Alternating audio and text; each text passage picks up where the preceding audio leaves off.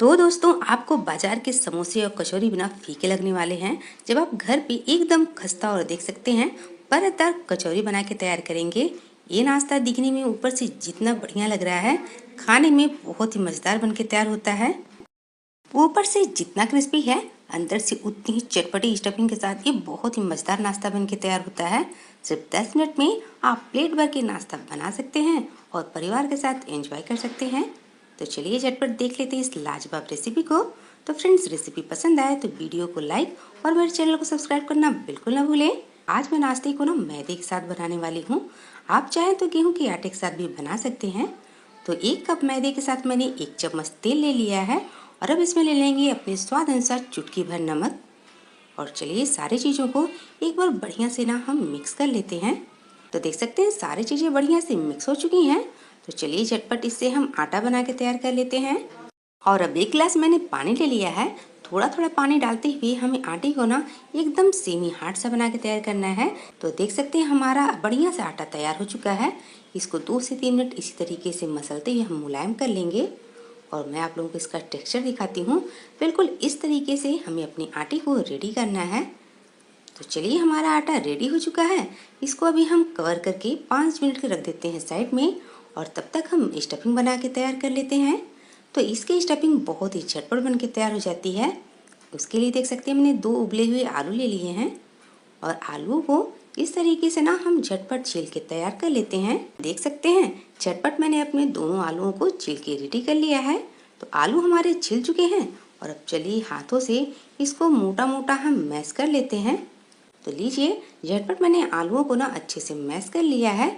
और अब इसमें डालेंगे बहुत ही थोड़े से बेसिक से मसाले, जिससे हमारा नाश्ता बहुत ही बढ़िया बनता है। सबसे पहले इसमें डालेंगे एक मीडियम साइज का बारीक कटा हुआ प्याज, 4 से 5 लहसुन की कलियों को मैंने बारीक बारीक कट कर लिया था, उसको भी डाल लेंगे। और मिर्ची की मात्रा हमेशा अपने टेस्ट के अकॉर्डिंग ये नाश्ते में डालिए। और साथ में 1/2 टेबल स्पून जाएगा जीरा और 1/2 टेबल स्पून देख सकते हैं रेड चिली पाउडर, जिससे कि नाश्ता दिखने में बहुत ही बढ़िया लगता है। और 1 टेबल स्पून डाल लेंगे इसमें धनिया पाउडर और 1/2 टेबल स्पून जाएगा गरम मसाला। और साथ में डाल लेंगे बढ़िया से खुशबू के लिए 1/2 टेबल स्पून सौंफ, जिससे कि नाश्ते में बहुत ही बढ़िया फ्लेवर आता है। तो सौंफ डालना बिल्कुल भी ना छोड़ें। और साथ में ढेर सारी बारीक कटी हुई धनिया की पत्ती और स्वाद अनुसार नमक डाल लेते हैं। थोड़े से मसाले के साथ ये नाश्ता बहुत ही चटपटा बन के तैयार होता है। तो चलिए झटपट हम सारे मसालों के साथ आलू को अच्छी तरीके से मिक्स कर लेते हैं। तो लीजिए सिंपल सी हमारी चटपटी स्टफिंग बन के तैयार है। स्टफिंग को रख लेंगे साइड में और चलिए देख लेते हैं एक बार आटे को। तो आटा आराम से 5 मिनट आराम कर चुका है। तो 1 से 2 मिनट इसको बढ़िया से चलिए अच्छे से मैश करके मुलायम कर लेते हैं। तो आटा रेडी है। चलिए झटपट इस तरीके से एक चॉपिंग बोर्ड पे आटे को 1 से 2 मिनट रोल करते हुए हम मसल के तैयार कर लेंगे। और अब इसे छोटी छोटी सी हम लोइयाँ कट करके तैयार कर लेते हैं।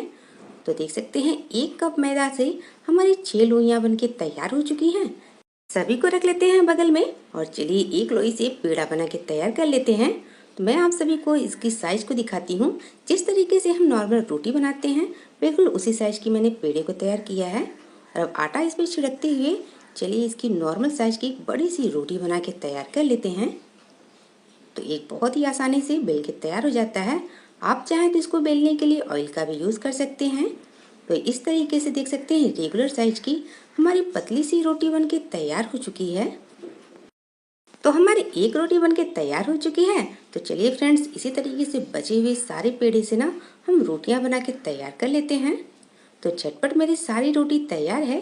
और एक रोटी को इस तरीके से चॉपिंग बोर्ड पे रखते जाएंगे और हल्का सा ऑयल इस तरीके से देख सकते हैं हम रोटी के ऊपर हाथों से फैलाते हुए अच्छे से लगा लेते हैं। तो चलिए झटपट हम रोटियों को फोल्ड कर लेते हैं, जिससे कि हमारी कचौरी एकदम परतदार और कुरकुरी बन के तैयार होती है।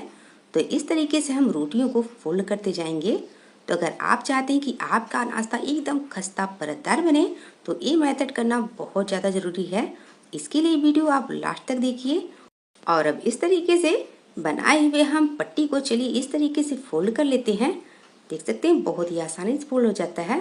बस हल्के हाथों से इसको मैंने फोल्ड कर लिया है और मैं आप सभी दिखाती हूँ। देख सकते हैं एक पेड़े में कितनी सारी लेयर बन चुके हैं। और अब एक चाकू की मदद से बीच से इसको हम कट कर लेते हैं। तो लीजिए फ्रेंड्स, देख सकते हैं कितना मज़ेदार, बहुत ही लेयरदार हमारी लोइयाँ बनके तैयार हो चुकी हैं। बस हाथों से इसको इस तरीके से हम दबाते हुए इसका हम पेड़े बना के तैयार कर लेते हैं। और अब चलिए झटपट एक एक लोइयों को लेते जाएंगे और हल्के हाथों से बेलते हुए इसको छोटी छोटी सी हम रोटियां बना के तैयार कर लेते हैं। तो रोटियों को बहुत ही बड़े साइज में नहीं बनाना है, देख सकते हैं बिल्कुल इस तरीके से छोटी साइज में बनाना है। जितनी बड़ी आपको कचौरी बनानी हो बस उतने ही साइज का हम अपनी रोटियों को रेडी करेंगे। तो चलिए मैं आप लोगों को दूसरा बना के दिखाती हूँ। रोटी पे हल्का सा ऑयल लगाते हुए इसको बहुत ही आसानी से हम फोल्ड कर लेते हैं। तो रोटियों को फोल्ड करने का मेथड आप बहुत ही ध्यान से देखिएगा, तभी आपकी कचौरी एकदम परतदार बनके तैयार होगी। तो इस तरीके से मैंने दूसरी भी रोटी को तैयार कर लिया है। रोटी के तैयार इस स्ट्रिप को चलिए उसी तरीके से हम गोल गोल करते हुए रोल कर लेते हैं। तो देख सकते हैं इसको दबाते हुए हम झटपट रोल करेंगे, जैसे कि हमारी परफेक्ट सी एक लोई बनके तैयार हो जाएगी। तो इस तरीके से परतदार हमारी लोई तैयार है और इसको भी चलिए हम बीच से ना कट कर लेंगे। तो इस तरीके से आप जब भी लोई तैयार करेंगे आपकी लोई हर बार ना बिल्कुल परतदार बनके तैयार होगी। तो देख सकते हैं इस तरीके से मेरी ये भी लोई एकदम परफेक्ट रेडी है। और चलिए इसी तरीके से तैयार की हुई सारी लोइयों से ना हम छोटी छोटी सी रोटी बना लेते हैं। इस समय इसको बेलने के लिए हम आटा या ऑयल किसी चीज का यूज नहीं करेंगे, बिल्कुल इस तरीके से बेल लेते हैं। और बेलने के बाद भी देख सकते हैं फ्रेंड्स इसमें कितना बढ़िया परत दिख रहा है। तो इसी तरीके से झटपट ना मैंने अपने सारी लोइयों को बेल के तैयार कर ली है। और रोटियों की साइज भी मैंने उतनी ही बड़ी बनाई है जितनी की बड़ी हमें कचौरी को बनानी है। तो चलिए झटपट इसे परफेक्ट परतदार कचौरी बना के तैयार कर लेते हैं। तो एक एक हम रोटियों को लेते जाएंगे और अब हम ले लेंगे अपनी चटपटी कचौरी वाली फिलिंग को। और अब इस तरीके से देख सकते हैं हम बीच में अपनी चटपटी स्टफिंग को रखते हुए जैसे कचौरियों को सील करते हैं ना, बस उसी तरीके से चलिए इसको भी हम सील कर लेते हैं। इसके किनारों को सील करते समय हल्का सा हम पानी लगा लेंगे, जिससे कि बहुत ही आसानी से सील हो जाते हैं। तो देख सकते हैं जो भी एक्स्ट्रा मैदा हो उसको हम निकाल देंगे और सभी को इस तरीके से दबाते हुए कचौरी को बना के तैयार कर लेते हैं। तो देख सकते हैं इस तरीके से ना झटपट हमारी परत वाली कचौरी बन के रेडी है और हाथों से इस तरीके से हम रेडी कर लेते हैं। और इसी तरीके से चलिए दूसरी भी कचौरी बना के रेडी कर लेते हैं। तो स्टफिंग को ना हम ढेर सारा भर के रखेंगे, जिससे कि नाश्ता बहुत ही मज़ेदार लगे। हर एक बाइट में भर भर के स्टफिंग मुंह में आएगा। और ढेर सारी स्टफिंग को इस तरीके से दबाते हुए हल्के हाथों से सारे किनारे को हम आपस में सील कर लेते हैं।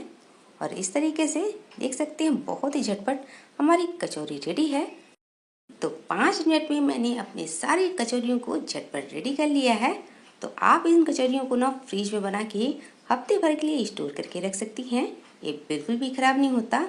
और जब आपको कुछ गर्मा गर्म क्रिस्पी खाना हो तो आप इनको निकालिए और फ्राई कीजिए। और चलिए चलते हैं गैस की तरफ। इन कचौरियों को हम नॉर्मल कचौरी के जैसे बिल्कुल भी फ्राई नहीं करते। इनको फ्राई करने के लिए ऑयल ना एकदम लो मीडियम गर्म होना चाहिए, तभी ये नाश्ता ना एकदम खस्ता और क्रिस्पी बन के तैयार होता है। तो देख सकते हैं मैंने झटपट ना गैस को बिल्कुल धीमा कर दिया है। इन कचौरियों को ना हम धीमी आंच पे आराम से गोल्डन फ्राई कर लेंगे। आप जैसे जैसे देखेंगे फ्राई होते जाएंगे वैसे वैसे कचौरी के ना परत अपने आप खुलते जाते हैं। ये बहुत ही परतदार बन के तैयार होंगे। तो एक साइड से नाश्ते का कलर हल्का सा चेंज हो चुका था, तो बस इसको हम दूसरी तरफ भी ट्रांसफ़र कर लेते हैं, जिससे कि हमारी परतदार ये कचौरियाँ अच्छे से फ्राई होकर तैयार हो जाएं। तो लीजिए फ्रेंड 2 से 3 मिनट हो चुका है, मैं आप सभी को दिखाती हूँ किस तरीके से कचौरियाँ ना अपने आप परत इसकी अलग होने लगी है। तो बस इसी तरीके से इसको हम उलट पुलट लेते हैं। और इन नाश्ते को फ्राई करते समय ना आपको गैस को हमेशा धीमी आंच पे रखना है, तभी ये नाश्ते बिल्कुल अंदर तक क्रिस्पी और कुरकुरे फ्राई होते हैं। ये दिखने में बहुत ही मज़ेदार और खाने में बहुत ही स्वादिष्ट बन के तैयार होते हैं। तो 1 से 2 मिनट इसी तरीके से इसको हम फ्राई होने देंगे। और चलिए एक बार फिर से इसको हम उलट पुलट लेते हैं। तो जब भी आप एक खस्ता परतदार कचौरी बनाएं तो हमेशा मैदे से ही बनाएं, तभी आपका ये नाश्ता ना एकदम क्रिस्पी बन के तैयार होगा। तो सारे नाश्ते देख सकते हैं बहुत अच्छे से क्रिस्पी फ्राई हो रहे हैं। तो अगर आपने एक बार इस नाश्ते को घर पे बना लिया तो बेकरी वाले आपको पेटीज भी इसके आगे फीके लगेंगे, क्योंकि बहुत ही परतदार और कुरकुरे बन के तैयार होते हैं। तो इसी तरीके से हमारी सारी कचौरियाँ बिल्कुल क्रिस्पी और खस्ता फ्राई हो रही हैं। और सबसे अच्छी बात, इन कचौरियों की सेल्फ लाइफ बहुत अच्छी होती है। आप इनको हफ्तों तक फ्राई करके भी रख सकते हैं, ये बिल्कुल भी खराब नहीं होती और आप चाय के साथ इसको शाम को एंजॉय कर सकते हैं। तो चलिए इसी तरीके से 1 से 2 बार इसको हर उलट पुलट के अच्छे से फ्राई कर लेते हैं। आप जैसे जैसे इसको उलट पुलट के फ्राई करते जाएंगे, देखेंगे इसके सारे लेयर ना एकदम बढ़िया खाजा के जैसे बिल्कुल अलग हो जाते हैं। और अब मेरे नाश्ते का कलर भी एकदम क्रिस्पी गोल्डन आ चुका है। तो बस 1 से 2 मिनट इसको और इसी तरीके से हम दोनों तरफ से अच्छे से फ्राई कर लेते हैं। तो लीजिए फ्रेंड, झटपट हमारा क्रिस्पी परतदार कचौरी बनके रेडी हो चुकी है। तो सारे नाश्तों को इसी तरीके से हम फ्राई करते हुए ऑयल से बाहर निकाल लेते हैं। तो लग रही ना फ्रेंड एकदम खस्ता कुरकुरी मार्केट वाली कचौरी, जिसको हमने घर पे बना के तैयार की है। और इसका टेक्सचर देख सकती हैं, बहुत ही कुरकुरा एकदम क्रिस्पी बन के तैयार होता है। तो अगर आपके घर पे मेहमान आने वाले हैं या बच्चों को कुछ नया नाश्ता खिलाना है, तो इस परतदार क्रिस्पी नाश्ते को जरूर ट्राई करिएगा। ये क्रिस्पी कचौरी बहुत ही खस्ता एकदम कुरकुरी बन के तैयार होती है। तो चलिए इसी तरीके से बचे हुए सारे नाश्तों को ना हम फ्राई कर लेते हैं। और इसको खाने के लिए सर्व करने वाली हूँ मैं सिंपल सी केचप के साथ, जिसके साथ इसका टेस्ट ना दोगुना हो जाता है। और देख सकते हैं ये कचौरियाँ एकदम परतदार एकदम खस्ता बन के तैयार होती हैं। तो उम्मीद है फ्रेंड्स आप सभी को रेसिपी पसंद आई होगी। वीडियो पसंद आया हो तो वीडियो को लाइक और अपने दोस्तों के साथ शेयर करना बिल्कुल ना भूलें। मिलते हैं किसी ऐसी मजेदार नई रेसिपी के साथ, तब तक के लिए धन्यवाद।